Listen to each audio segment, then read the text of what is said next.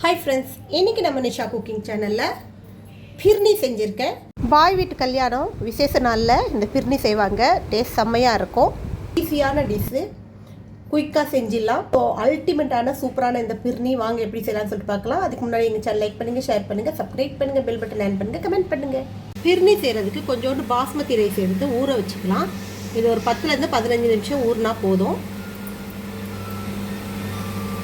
ஊற வச்ச அரிசியை இந்த மாதிரி ஏதாவது ஒரு துண்டில் போட்டு ட்ரை பண்ணி எடுத்துக்கோங்க.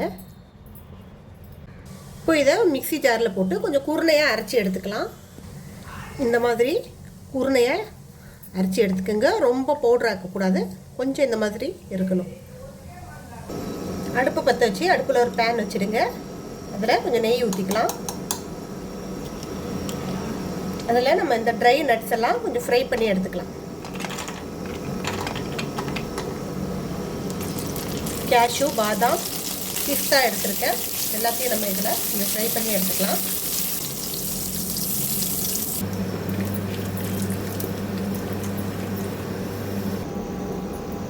முந்திரி பாதாம் ஃப்ரை பண்ண பிறகு இந்த இருந்த நெய்லேயே பால் ஊற்றி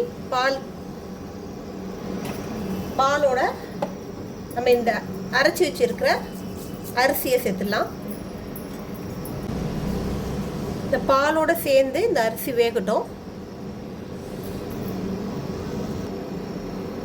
பாலோட அரிசியை சேர்ந்து கொதிக்க ஆரம்பிச்சிருச்சு. இப்போ இதில் நமக்கு இனிப்பு எந்த அளவுக்கு தேவையோ அந்த அளவுக்கு சர்க்கரை சேர்த்துக்கலாம்.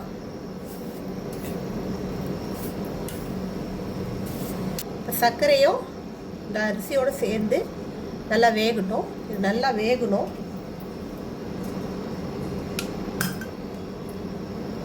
தேவையான அளவு ஏலக்காய் பொடி கொஞ்சோண்டு சேர்த்துக்கிட்டேன். அவ்வளோதான், பிர்னி நல்லா வெந்து வந்துருச்சு. இப்போ இந்த ஸ்டேஜில் நம்ம கண்டென்ஸ் மில்க் ஊற்றிக்கலாம்.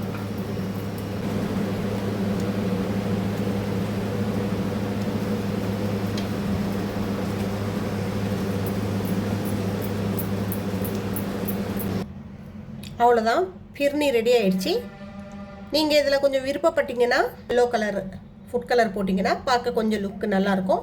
அப்படி இல்லைன்னா குங்குமப்பூ இருந்துச்சுன்னா உங்களாண்ட அது கொஞ்சோண்டு பாலில் கரைச்சி போட்டுக்கலாம். அளவுக்கு இருக்கணும். நம்ம ஆறும்போது கொஞ்சம் திக்காகும்.